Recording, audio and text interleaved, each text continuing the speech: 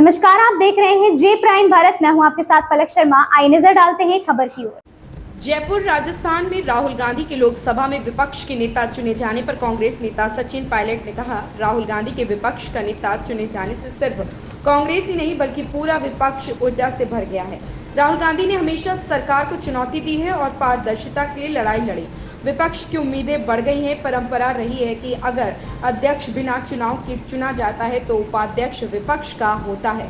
यह सरकार गठबंधन की सरकार है। एनडीए ने सरकार तो बना ली, लेकिन भविष्य में क्या होगा यह कोई जानता नहीं। दो बड़े सहयोगियों की मदद से सरकार बनी है। भविष्य में क्या स्थिति बनेगी यह कहना मुश्किल है। बड़ी खुशी की बात है कि कांग्रेस वर्किंग कमेटी का जो सर्वसम्मति से प्रस्ताव था, जो हम लोगों ने राहुल गांधी जी को आग्रह किया था, वर्किंग कमेटी ने उस आग्रह को उन्होंने स्वीकार किया और कांग्रेस पार्लियामेंट्री पार्टी की चेयरपर्सन सोनिया गांधी जी ने राहुल गांधी जी को नमोनित किया है नेता प्रतिपक्ष के रूप में। राहुल गांधी जी के लीडर ऑफ ऑपोजिशन बनने से न सिर्फ कांग्रेस में, कांग्रेस कार्यकर्ताओं में, लेकिन पूरा विपक्ष, समूचा जो इंडिया अलायंस है, सभी लोगों में एक ऊर्जा का संचार हुआ है। राहुल गांधी जी ने लगातार इस सरकार को चुनौती दी है, पारदर्शिता की लड़ाई लड़ी है, लोगों की आवाज बनने का काम किया है, संसद के अंदर और संसद के बाहर। आज जब वो नेता प्रतिपक्ष बने हैं तो उससे विपक्ष की उम्मीदें और बढ़ी हैं, लोगों के अंदर विश्वास पैदा हुआ है और लाखों करोड़ों लोग जिन्होंने लोकतंत्र को जीवित रखने के लिए, संविधान को सुरक्षित रखने के लिए इंडिया अलायंस को वोट डाला था, उन लोगों को आज उम्मीद बनी है कि सदन के अंदर मुस्तैदी से, मजबूती से और सच की लड़ाई लड़ने का काम राहुल गांधी जी करेंगे। उनका नेता विपक्ष बनने पर मैं समझता हूं जो आने वाली भूमिका होगी उस पर सब लोग नजर बनाए हुए हैं और पूरा देश आज उम्मीद करता है कि हम सब की बात को रखने का वो काम करेंगे।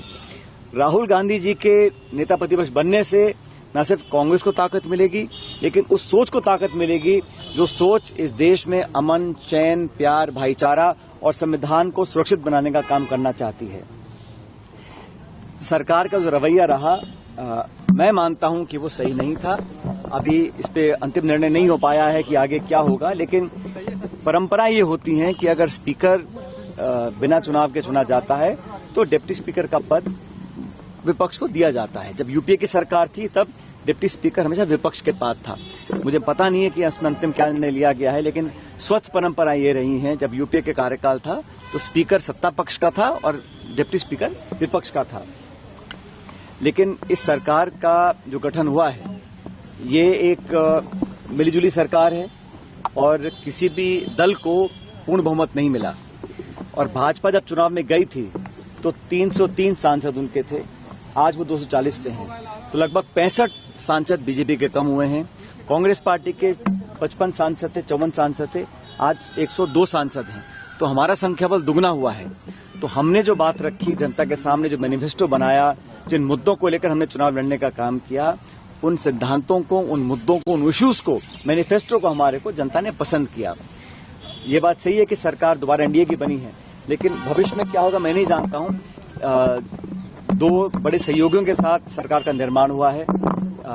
संभावनाएं आगे क्या बनती हैं कहना मुश्किल होगा, लेकिन मैं इतना चाहता हूं कि नए स्पीकर जो बने हैं राजस्थान से, हमारे ओम बिरला जी, वो दूसरी बार स्पीकर बने हैं लोकसभा के। मैं उम्मीद करता हूं कि वो, जैसा राहुल गांधी जी ने कहा, कि वो निष्पक्षता से काम करेंगे और स्पीकर होने का जो दायित्व होता है उसका मतलब होता है कि प्रत्येक दल को, प्रत्येक सदस्य को बराबरी का मौका मिले और विपक्ष को अपनी बात रखने का पूरा जो उनका दायित्व है उसको पूरा करने का उनको अवसर प्रदान करें। इस खबर में बस इतना ही। देखते रहिए जे प्राइम भारत।